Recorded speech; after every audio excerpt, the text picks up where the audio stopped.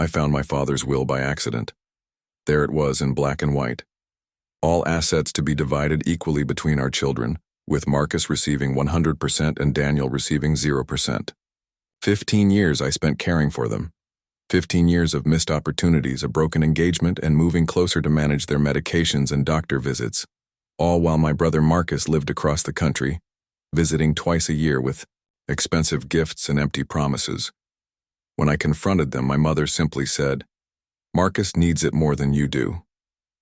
That night, something changed inside me. I realized I'd been nothing but a free caretaker all along. They never saw my sacrifices, never valued my care. The next morning, I made 3 calls that would change everything. They thought I would always be there no matter how they treated me. They were wrong. I found my father's will by accident. There it was in black and white. All assets to be divided equally between our children, with Marcus receiving 100% and Daniel receiving 0%. I had to read it twice, certain my eyes were playing tricks on me after another sleepless night of caring for Dad through his coughing fits. But there was no mistake. After 15 years of sacrificing everything to care for my aging parents, they had left me nothing. Not the house I'd maintained with my own hands. Not even Mom's collection of antique teacups that she once promised would be mine. Nothing. I sat at Dad's mahogany desk, the one I'd refinished last summer while Marcus was vacationing in the Bahamas, and felt something cold and hard take root in my chest. The insurance papers I'd been searching for lay forgotten as my fingers trembled against the legal document that confirmed what I'd always suspected but never wanted to believe. I didn't matter. Not to them anyway. My phone buzzed with a text from the pharmacy. Dad's heart medication needed refilling again. I'd have to dip into my savings, just like last month, and the month before that. Mom and Dad had money. Clearly they did, if. There was an estate worth leaving to Marcus, but somehow I always ended up covering the little extras. I carefully returned the will to its folder and slid it back into the filing cabinet. They weren't supposed to know I'd seen it. I wasn't supposed to know I'd been written out of their lives on paper the same way I'd been slowly erased in reality. As I walked down the hallway to the kitchen where Mom was attempting to cook dinner, another task I'd need to take over before she burned the house down, I passed the wall of family photos. Marcus graduating law school. Marcus with his arm around his ex-wife at their wedding.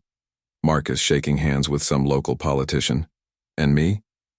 A single faded picture from my high school graduation, partly hidden behind a larger frame of my parents, on their 40th anniversary trip, the one I'd planned and paid for, working overtime at a job I hated because the one I wanted would have required moving too far from them. "Daniel, did you find those insurance papers? Your father needs to see them before his appointment tomorrow," Mom called out, stirring something that smelled suspiciously burned. "Still looking," I lied, taking the wooden spoon from her hand and gently nudging her aside to salvage what appeared to be beef stew. "Let me finish dinner. Did you take your blood pressure medication?" She waved away my question with that familiar dismissive gesture. "Don't fuss. I'm fine." "Oh, did I tell you? Marcus called this morning. His company is sending him to Europe next month. Paris, can you imagine? He's so successful." I nodded, pretending I hadn't already heard this news 3 days ago when Marcus had called asking if I could check in on Mom and Dad more frequently while he was gone. As if I didn't already spend every free moment I had in this house.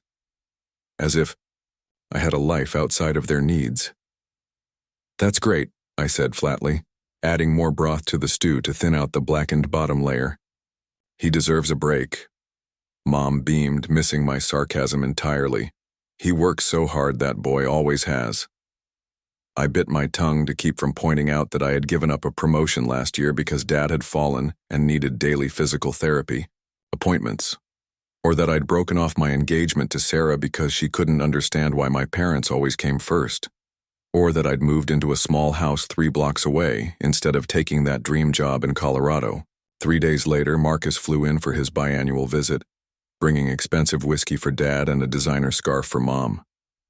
I watched from the kitchen as they fawned over him, asking endless questions about his life, his work, his dating prospects after the divorce. "Daniel, Grab another wine glass, will you? Mom called out, not bothering to look my way. Marcus brought a beautiful Cabernet. I obliged, as I always did, settling into my usual role of silent caretaker, while the golden child held court. Dinner was the same as always. Marcus dominated the conversation with stories of his important clients and glamorous business trips. Mom and Dad hung on every word, occasionally glancing at me only when they needed their water refilled or another dinner roll. Well, we have some news, Dad announced as I cleared the plates. We've updated our will, got everything squared away with the lawyer last week. My heart stuttered. I carefully set the stack of dishes back on the table, suddenly needing to hear this conversation clearly. That's responsible of you, Marcus said smoothly, taking another sip of his wine.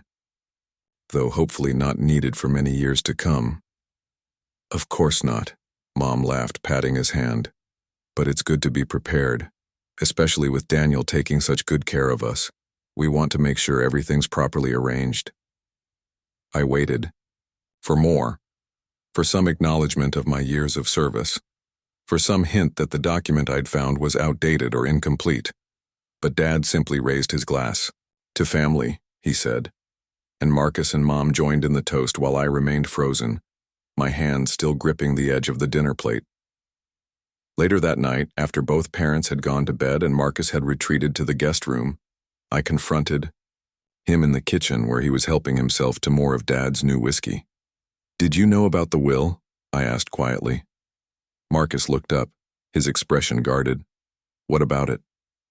That they're leaving everything to you, nothing to me. He had the decency to look uncomfortable, but only for a moment. Come on, Danny.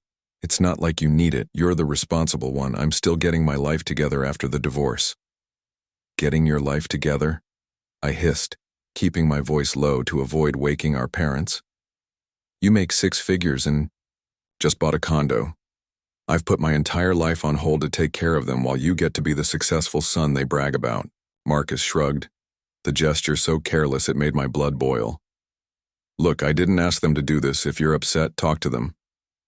So I did. The next morning, after helping Dad with his shower and setting Mom up with her pill organizer for the week, I sat them down in the living room. I saw the will, I said simply. The silence that followed was heavy with guilt. You weren't supposed to see that, Mom finally said, as if that was the problem. Why? I asked, the single word carrying the weight of 15 years of thankless sacrifice. Dad cleared his throat. Marcus needs a safety net. After the divorce, his finances took a hit. You're stable. You've always been stable. I'm stable because I gave up everything to be here for you, I said, my voice surprisingly calm despite the storm raging inside me. I've paid for medications, repairs, groceries. I've put my life on hold. And we appreciate that, honey, Mom said, reaching for my hand. I pulled away. But Marcus needs it more. You understand, don't you? You always understand. In that moment, something inside me broke, or maybe it finally healed. I looked at their familiar faces, the faces I'd watched for signs of pain, for symptoms of decline for years, and realized they had never seen me at all. I understand perfectly, I said, standing up. I understand exactly what I'm worth to you. That night I couldn't sleep. My chest felt tight, my thoughts racing between rage and grief. By morning, something had changed fundamentally inside me. I felt oddly calm, detached in a way that should have frightened me but instead brought clarity. I reached for my phone and made 3 calls that would change everything.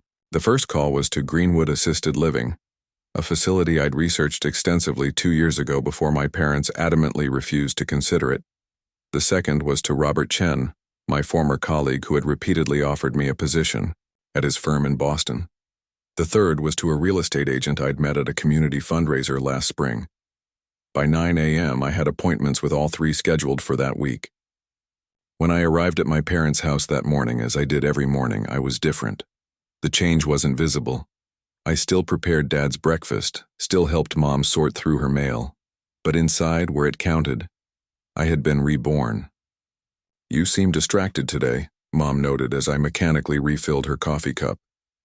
I have a few things on my mind, I replied, not elaborating.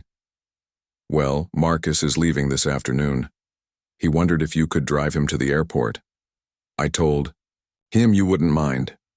Of course she had. I had never been allowed to mind. My time had never belonged to me. Actually, I can't today, I said, surprising even myself with how easy the words came. I have an appointment. Mom blinked, unaccustomed to being refused. What kind of appointment could be more important than family? The question hung in the air so ironic I almost laughed. Instead, I just shrugged. It's important to me. I left earlier than usual, ignoring the confused looks from both my parents. Marcus was still asleep and I felt no obligation to wait for him to wake up. Let him call a rideshare service like everyone else. The next 3 days passed in a blur of productivity. Robert was thrilled to finally hire me, offering a salary nearly double what I currently made. The real estate agent assured me my house would sell quickly in the current market, and Greenwood had 2 rooms available starting next month. I hadn't told my parents yet. Some childish part of me wanted to have everything arranged first, to present them with a completed plan they couldn't argue against or emotionally manipulate me out of, but the decision was already made in my heart. The calls started that evening. First my mother, then my father, then Marcus. Where have you been? Mom demanded when I finally answered. Your father needed his medication, and we couldn't find it. It's in the same place it always is, I replied calmly. The kitchen cabinet above the microwave labeled with the days of the week. Well, we couldn't find it, and now he's upset. You need to come over.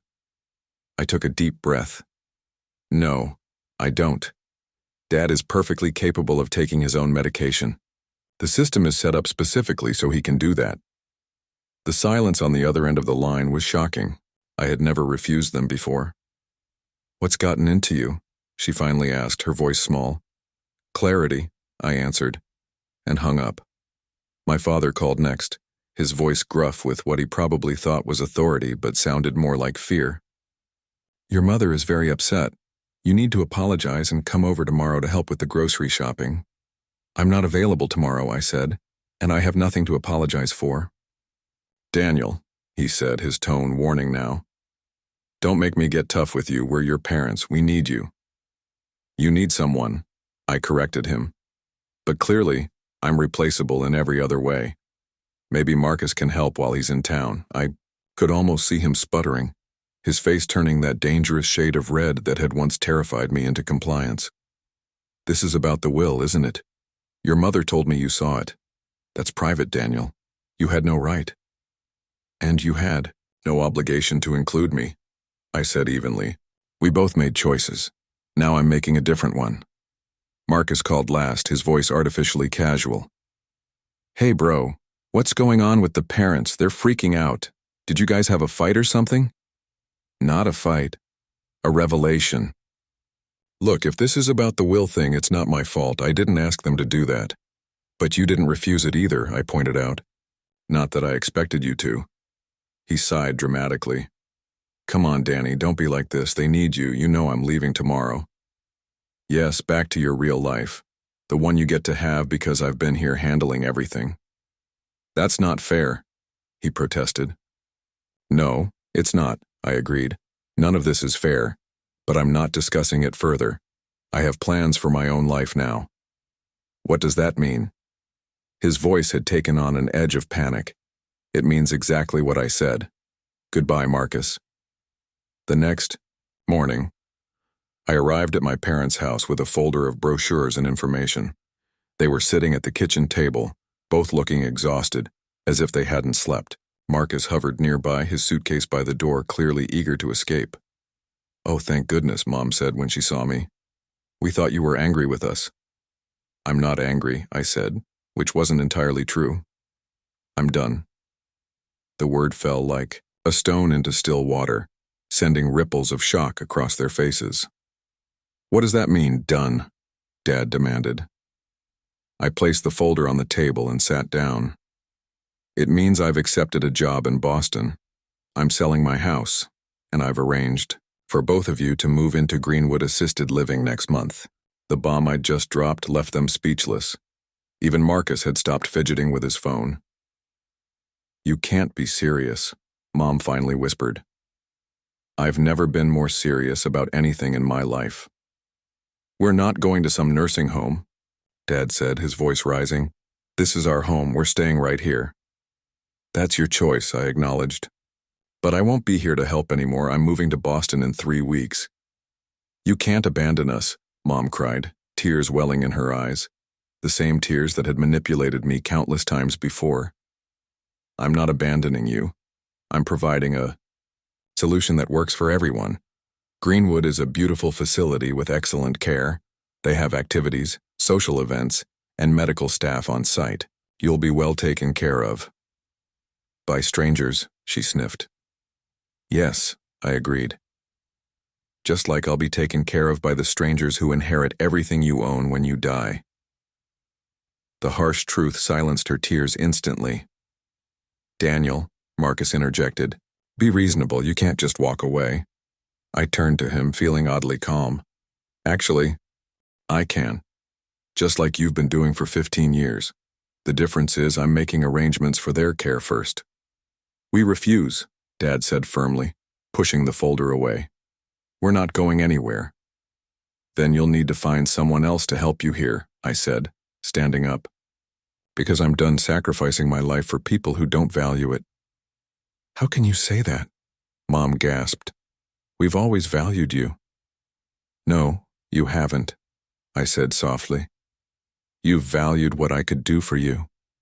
But I've never been worth securing a future for. I've never been worth protecting. I was just the reliable one, the one who would always be there no matter how you treated me. I picked up the folder and placed it on the counter. The information is all here. My real estate agent will be listing my house next week. I suggest you either call Greenwood or start interviewing home health aides. I walked to the door, passing Marcus, who looked genuinely stunned. You can't do this to us, Dad called after me, his voice cracking with a mixture of anger and fear. I paused with my hand on the doorknob. I'm not doing anything to you. I'm finally doing something for myself. As I walked to my car, I heard the front door open behind me. It was Marcus hurrying after me with a panicked expression. Wait, he called. You have to reconsider. I can't handle them. I have a life, a career. So do I replied, unlocking my car. Or at least I will now. But what am I supposed to do? He asked, running his hand through his perfectly styled hair. I felt a smile touch my lips, not unkind, but definitely not sympathetic. I guess you'll have to earn your inheritance. I spent the next week dismantling my life as their caretaker. I canceled the standing orders for Dad's medications. I called all their doctors to remove myself as the emergency contact. I packed up my home office where I'd worked remotely for years to accommodate their schedules. Each action was another brick removed from the prison I'd built around myself. My phone rang constantly. I answered only when I had the emotional energy, which wasn't often. Their tactics evolved with desperation. Mom's tearful pleas gave way to Dad's angry accusations, which eventually transformed into Marcus's attempts at negotiation. Just give them some time, he urged during a rare call I actually answered. Maybe you could delay your move by a few months, help them transition. I've given them 15 years, I replied. Their transition period is already scheduled. Greenwood has an opening on the 15th. They're not going to Greenwood, he said, frustration evident in his voice. They refuse. Then that's their choice. Don't you care what happens to them? The question struck me as so absurd that I laughed out loud. Do they care what happens to me, did you? His silence was answer enough. 3 days after my announcement, Mom showed up at my door unannounced. She'd taken a cab, something she'd claimed for years she was too afraid to do. You've lost weight, she said when I opened the door, her eyes roving over the half-packed boxes in my living room. I've been busy, I replied, not inviting her in. She stepped forward anyway, her small hand clutching her purse like a shield. Can we talk? I moved aside, allowing her entry but not offering refreshments as I normally would have. We sat awkwardly in my nearly empty living room, the ghost of the dutiful son I once was hovering between us. "Your father isn't doing well," she began, her voice quavering. "His blood pressure is very high. The doctor says it's stress." I nodded, waiting for the manipulation to become clearer. "He misses you, we both do." "You miss what I did for you," I corrected her gently. "There's a difference." She flinched as if I'd slapped her. "That's not true. We love you, Daniel." "I know you think you do," I said, surprised by my own lack of anger. I just felt tired.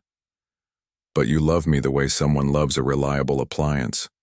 You never saw me as a person with my own needs and dreams." "That's not fair." "Isn't it? When was the last time you asked about my life, my work, my friends? When was the last time you considered what I was giving up to be available to you every day?" She twisted her wedding ring, a nervous habit I'd seen countless times. "We didn't ask you to give up anything. You didn't have to ask, you just expected. And I gave because that's what I thought loving someone meant." "And now you're punishing us," she whispered. "No, I'm protecting myself. There's a difference." We sat in silence for a long moment before she reached into her purse and pulled out a folded document. "We've changed the will," she said, holding it out to me. "Your father and I talked about it, and we realize now how unfair we've been. We want to make it right." I didn't take the paper. "I don't care about the will anymore, Mom. This isn't about money." "Then what is it about?" she asked, genuinely perplexed. "Respect, value. Being seen as more than just your caretaker." She returned the document to her purse, her hands shaking slightly. "What can we do to fix this?" "You can respect my decision," I said simply. "You can understand that I need to build my own life, now. And you can make arrangements for your care that don't involve sacrificing my future." "Greenwood," she murmured distastefully. "Or home health aides, or moving closer to Marcus. There are options." She stood up abruptly. "We're not leaving our home. We built that house. Your father laid the tile in the kitchen himself. Our memories are there." "Then make new arrangements," I replied, standing as well. "But I won't be coming back." After she left, I felt a strange mixture of sadness and relief. The conversation had gone exactly as I'd expected, with no real acknowledgement of the underlying issues. They wanted their caretaker back, not their son. My real estate agent called the next day with good news. We had 3 offers on my house, all above asking price. I accepted the highest one, with a closing date that aligned perfectly with my move to Boston. Everything was falling into place, as if the universe was affirming my decision. The calls continued, but with diminishing frequency.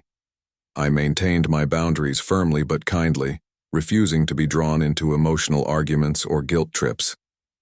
When I did answer, I kept conversations brief and focused on practical matters. "Dad needs his prescription refilled," Mom would say. "The pharmacy number is on the bottle, they deliver," I would reply. "The gutters need cleaning before fall," Dad would grumble. "I've left the number of the service I used last year on the refrigerator," I would remind him. Gradually, they began to solve these problems without calling me first. It was as if they were slowly accepting the new reality, albeit reluctantly. Marcus, however, was not adjusting well. His initial plan to stay for just a few days after I dropped my bombshell had stretched into 2 weeks.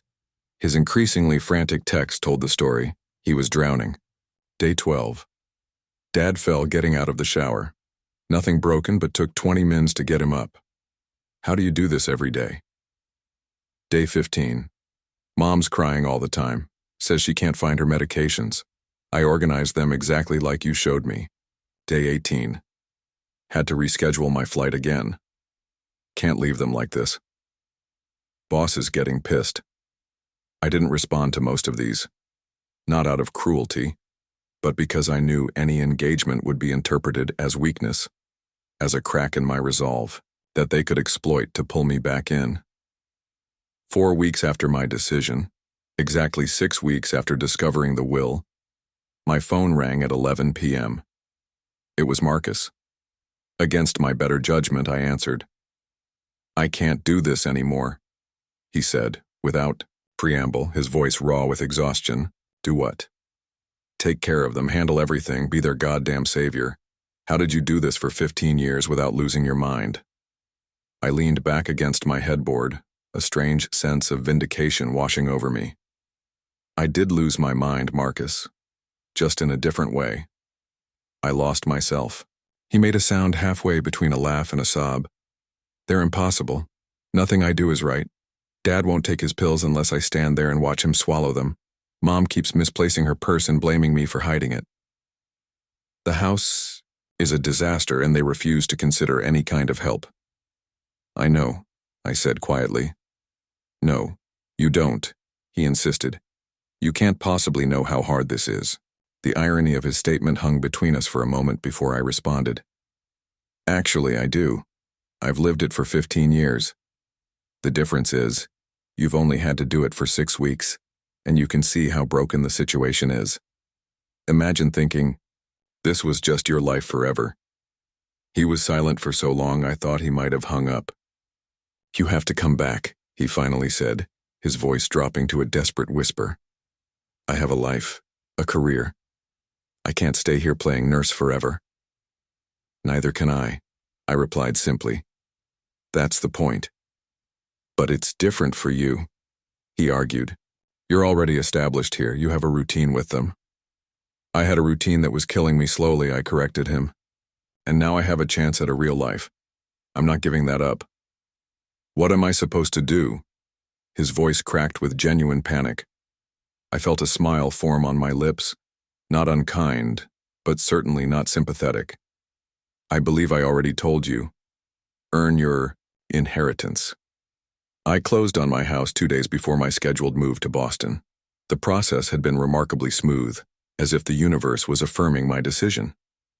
I stood in the empty living room, surrounded by bare walls that had once displayed family photos, mostly of my parents and Marcus, with just one faded picture of me tucked in the corner. Now there was nothing but the faint outlines where frames had protected the paint from fading. All set? The real estate agent asked from the doorway, keys in hand. Yes, I replied, surprised by the lightness in my chest. I had expected to feel some nostalgia, some twinge of regret as I prepared to leave the house I'd bought specifically to be near my parents. Instead, I felt only relief. I handed over my keys and walked out the front door for the last time. My car was packed with the few belongings I hadn't shipped ahead to my new apartment in Boston, mainly clothes and some personal items I didn't trust to movers. Everything else was already on its way to my new life. As I pulled out of the driveway, my phone rang. The screen displayed Mom Cell. I hesitated, then answered, putting it on speaker as I drove away from my old neighborhood. Daniel, thank goodness, she said, her voice tinged with that familiar desperation. Your father's not feeling well. His left arm is hurting, and he's being stubborn about going to the doctor. Can you come over and talk some sense into him? The old me would have immediately turned the car around, heart racing with panic and guilt. The new me took a deep breath. Mom, if Dad's having arm pain, you need to call 911 immediately. That could be a heart attack. Oh, it's not that serious, she dismissed. He just needs his medication adjusted. You know how he listens to you. He needs to go to the emergency room, I insisted. Now, I'll call Marcus to meet you there. Marcus is useless, she muttered. He just paces around and gets in the way. We need you. I'm 3 hours away, I lied. Still only 15 minutes from their house, but already emotionally much further. Call 911, Mom. I'm hanging up to call Marcus. I ended the call and immediately dialed my brother. He answered on the first ring, sounding harried. What now? He snapped. Dad might be having a heart attack. Mom called saying his left arm hurts, but she's downplaying it. You need to get over there and either call an ambulance or drive him to the ER. Shit, he muttered. Why is she calling you instead of 911? I told her yesterday that you've already left town. Because she doesn't want to believe it, I said simply. You need to go now, Marcus. I'm in the middle of a work call. I've already taken 3 weeks of leave. My boss is about to fire me. Then call 911 yourself, I said, my patience thinning. But do something. I hung up and pulled over to the side of the road, my hands shaking slightly. The old guilt tried to surface, whispering that I should turn around, that I was abandoning them when they needed me most. I pushed it away firmly. Instead, I called 911 myself, gave them my parents' address and the symptoms, and asked them to send an ambulance. The dispatcher assured me they would send help immediately. Only then did I continue driving, pointing my car toward the highway that would take me to my new life. 2 hours later, as I crossed the state line, Marcus called, again. "False alarm," he said without preamble. "Dad's fine. It was just muscle strain from trying to move a bookshelf by himself." The relief I felt was genuine, but so was the irritation. Why was he moving furniture alone? "Because I was at work and Mom can't help," Marcus said defensively. The paramedics were pissed when they realized it wasn't an emergency. "Better safe than sorry," I replied. "Did they check his heart anyway?" "Yeah, all normal, but now Mom's hysterical because she thought he was dying, and they're both mad at me for calling an ambulance instead of just driving them." "You did the right thing," I assured him. He sighed heavily. "They're impossible. Nothing I do is right. It's always, Daniel would have known what to do, or Daniel never made these mistakes." "They're adjusting," I said, feeling a strange mix of sympathy and vindication. "They're not adjusting. They're making my life hell on purpose to punish me for not being you." "No," I corrected him. "They're making your life hell because that's what they do. The difference is, you never noticed before because I was absorbing all of it." The silence that followed told me this perspective had never occurred to him. "I can't do this, Danny," he finally said, his voice small. "I have a life in Seattle, a job I'm about to lose if I don't get back soon." "Then don't do it," I replied, simply. "Hire help, move them closer to you, or accept that Greenwood is the best option." They refuse to consider Greenwood. Dad says he'll die before he goes to a prison for old people. "That's his choice," I said. "But your choices are your own. Remember that." We hung up, and I continued my drive, watching the familiar landscape give way to new horizons. By evening, I reached Boston and my new apartment. It was smaller than my house, but located in a vibrant neighborhood close to my new office. As I carried in the first of my bags, my phone buzzed with a text from Marcus. Called Greenwood. They still have openings. Working on parents. I smiled to myself, sensing the first real breakthrough. Perhaps Marcus was finally understanding what was at stake, not just for our parents, but for himself. The first week in Boston passed in a blur of unpacking, orientation at my new job, and exploring my neighborhood. Robert had set me up with a challenging project right away, trusting my abilities in a way my previous employer never had. For the first time in years, I felt intellectually stimulated, professionally valued. I kept my phone on silent most of the time, checking for messages only twice a day. Mom had called 17 times in 7 days. I listened to each voicemail, responded to actual emergencies by calling Marcus, and ignored the rest. Dad had called, twice, his messages gruff and accusatory. Marcus texted daily updates, each one more exasperated than the last. Parents still refusing Greenwood. Dad accidentally threw away brochures. Mom crying all night about being abandoned. Neighbors starting to ask questions. Dad's doctor appointment today. He asked about you. Told him you moved to Mars. The last one made me laugh out loud. A genuine laugh that felt foreign in my throat, after so many years of suppressed emotions. On the 10th day in Boston, I received a call from an unfamiliar number with my hometown's area code. Curious, I answered. "Is this Daniel Matthews?" A professional female voice asked. "Yes, it is. This is Dr. Reeves from Memorial Hospital. I'm calling about your father, Richard Matthews. He was admitted this morning with chest pains." My heart stuttered. "Is he all right?" "He's stable," she assured me.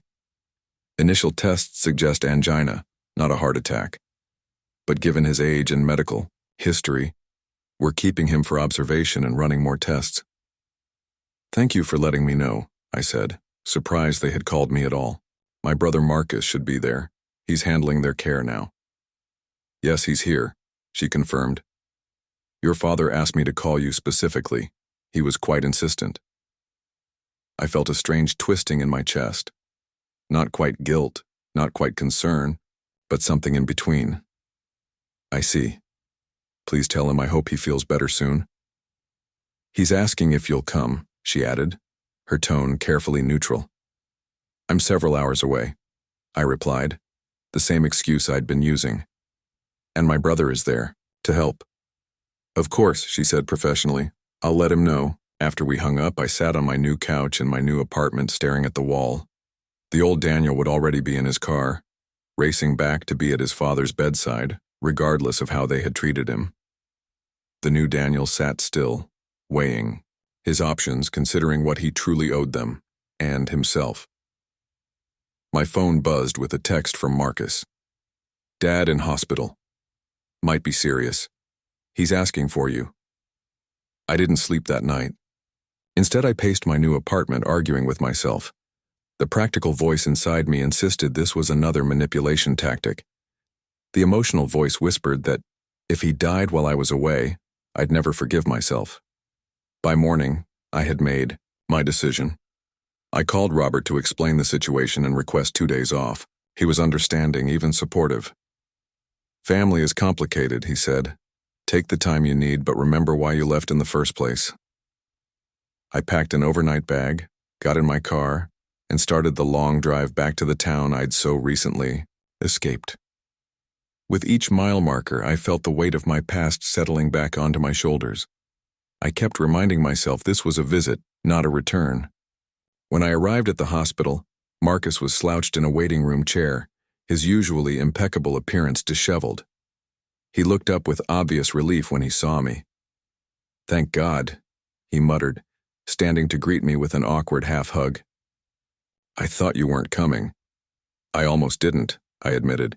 Is he really sick, or is this another false alarm? Marcus ran a hand through his unkempt hair. It's not a heart attack, but it's not nothing either. They're calling it unstable angina. He's going to need some procedure, maybe surgery. And Mom? Completely falling apart. She's in with him now.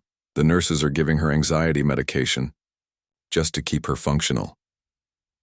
I nodded, steeling myself. I want to be clear about something before I go in there. I'm here to see him, possibly say goodbye if things are truly serious. I am not moving back. I'm not taking over his care. Marcus held up his hands. I get it, totally get it. Just please talk to them. They might actually listen to you about Greenwood now. The hospital room was dimly lit when I entered.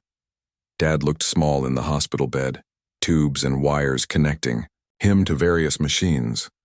Mom was perched beside him, clutching his hand, her face drawn with worry and lack of sleep. They both looked up when I appeared in the doorway. Mom's eyes immediately filled with tears. Daniel, she breathed, as if my name were a prayer. You came? Of course I came, I said, moving to the foot of the bed.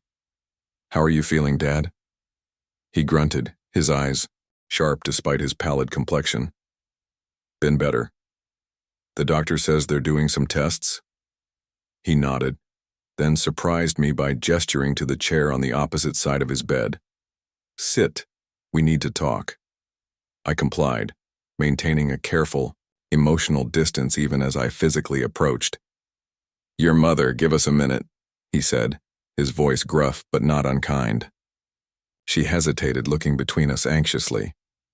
Richard, you need to stay calm. The doctor said no stress. I'll be calmer if I can speak to my son alone, he insisted.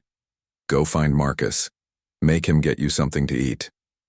After she reluctantly left, an awkward silence filled the room. I waited, unwilling to be the first to speak. You look good, he finally said, his eyes assessing me. Boston agrees with you. It does, I confirmed. I start my new job next week. He nodded slowly. Your mother says you're not coming back. That's right. He stared at the ceiling for a long moment. I always thought you'd be there, that you'd never leave no matter what. That was the problem, I said quietly.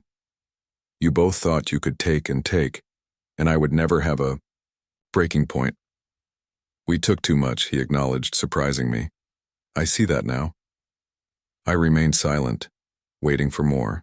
When they brought me in here, he continued, gesturing at the hospital room. Marcus was useless. Panicking, making your mother worse. The nurses had to practically shove him out of the way to help me. I said nothing, unwilling to validate his criticism of Marcus when he'd been thrust into a role he'd never prepared for. It made me realize something, Dad said, his voice dropping lower. All these years you made it look easy. So easy that we forgot it wasn't. It wasn't easy, I confirmed. It was exhausting, soul-crushing actually.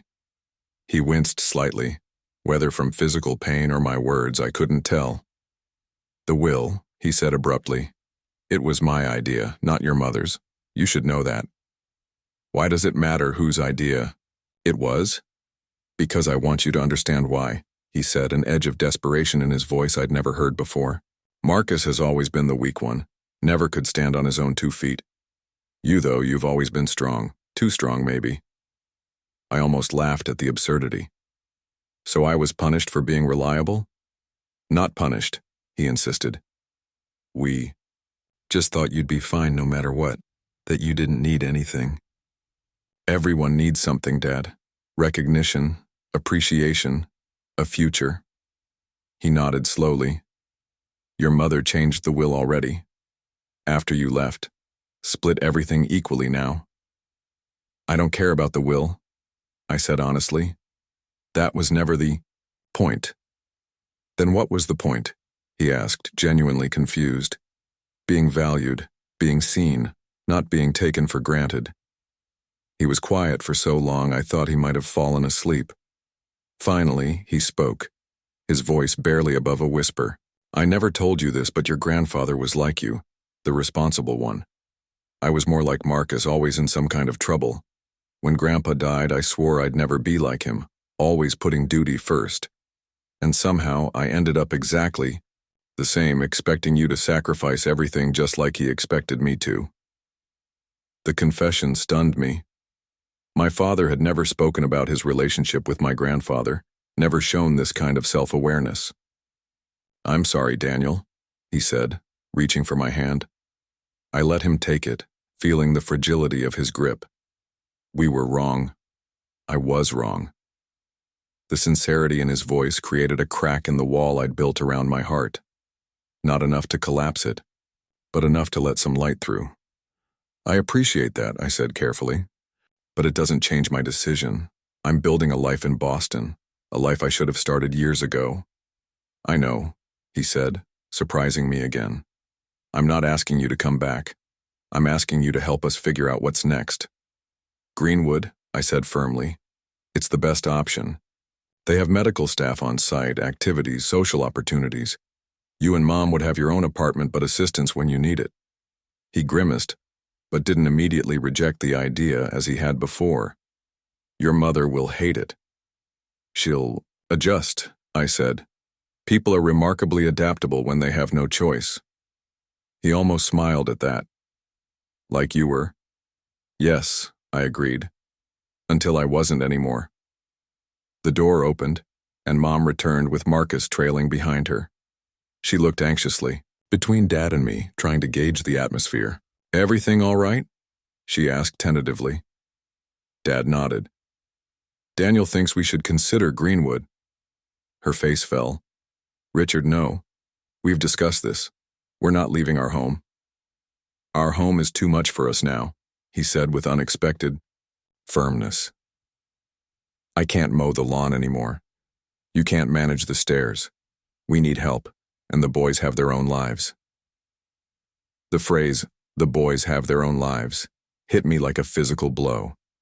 It was the first time I could remember my father acknowledging that I deserved a life separate from theirs. Mom looked betrayed. But Marcus said he'd help us. Marcus stepped forward, his expression resolute. I said I'd help you find a solution, Mom. I can't stay here forever. My job, my life, they're in Seattle.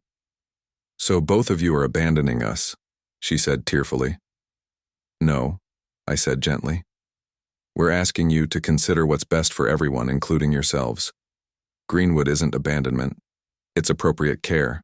I'll think about it, Dad said, surprising all of us. After this procedure, if everything goes well, we'll visit the place at least. Mom stared at him in disbelief. Richard, you can't be serious. I'm very serious, he replied. I almost died today, Mary. It's time to be practical. The doctor came in then, interrupting any further discussion. He explained that Dad would need an angioplasty, possibly a stent, but the prognosis was good if they acted quickly. We all listened, asked questions, and gave consent for the procedure scheduled for the following morning. As we prepared to leave for the night, Dad caught my arm. You'll be here tomorrow? He asked, a vulnerability in his eyes I'd never seen before. I'll be here, I promised. But then I'm going back to Boston. He nodded, accepting this new reality. We'll figure it out. As I walked out with Marcus and Mom, I felt oddly lighter, not free of responsibility or concern, but free of the crushing weight of being their only option. For the first time, they were seeing me as a person with my own needs in life, not just as an extension of theirs. Dad's angioplasty went smoothly. The cardiologist emerged from the procedure with a satisfied expression, assuring us that the stent had been placed successfully and that with proper medication and lifestyle changes, Dad could expect many more active years. Mom wept with relief. Marcus exhaled so dramatically that a nearby nurse glanced over with concern. I felt a complex mixture of emotions. Genuine relief combined with the awareness that this health scare had fundamentally altered our family dynamic. When we were allowed to see him, Dad looked better already.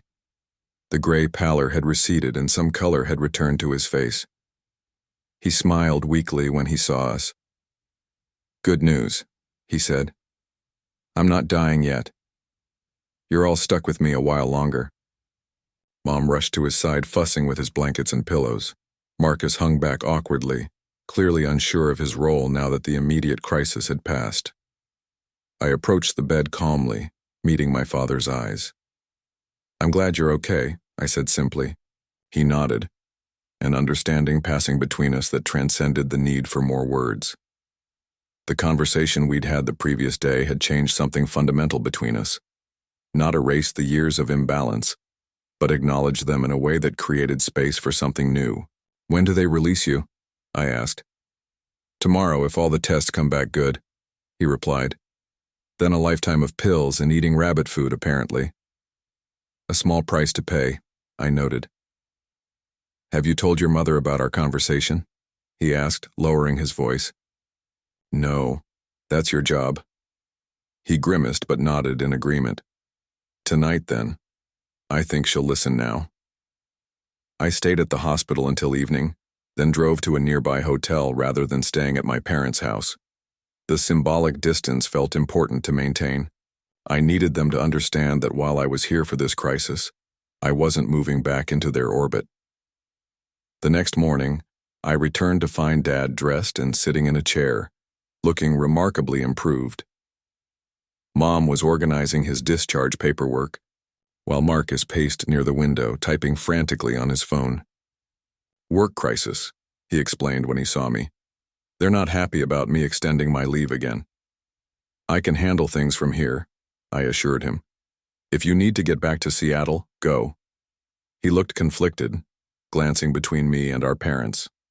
Are you sure? I mean, I should help with the transition and everything. What transition? Mom asked sharply, looking up from the papers. Dad cleared his throat.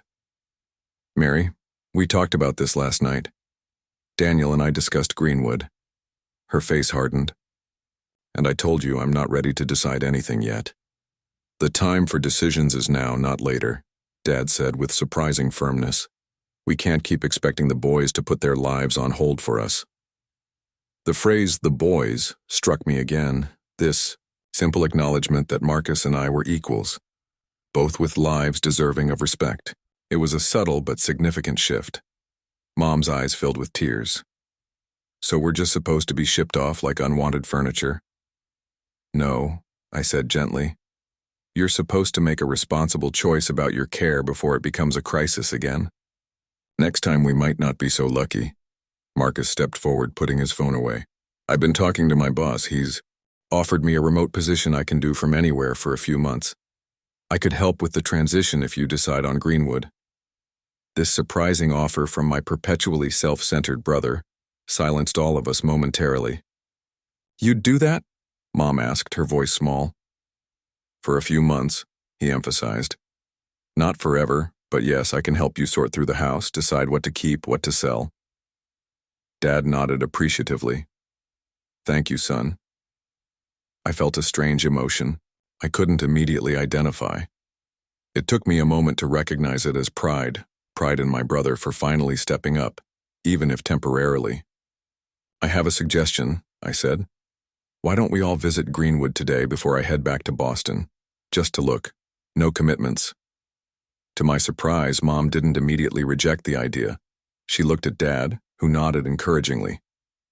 Just to look, she echoed, resignation in her voice.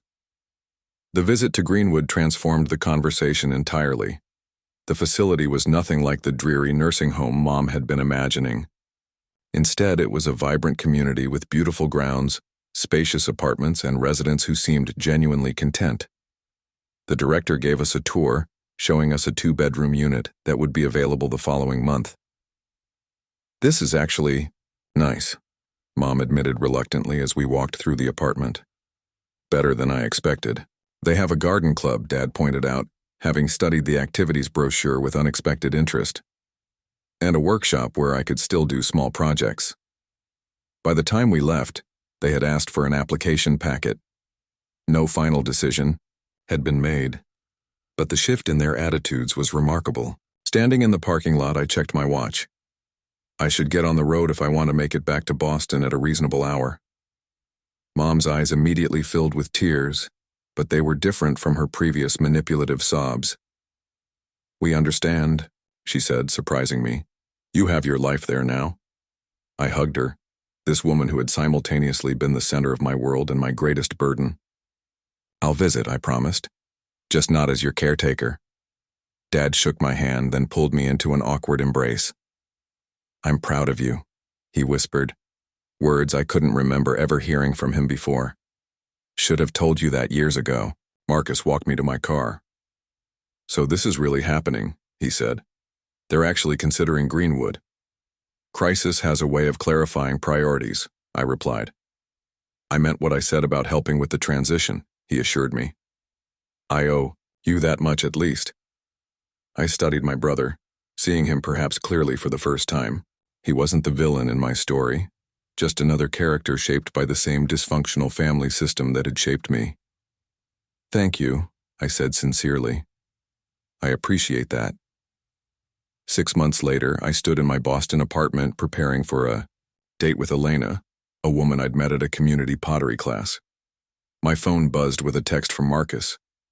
Mom and Dad all moved in. Dad already joined the residence council. Mom pretending to hate it but made 3 friends already. I smiled, typing back, thanks for making it happen. His response came quickly. Couldn't have done it without your backbone.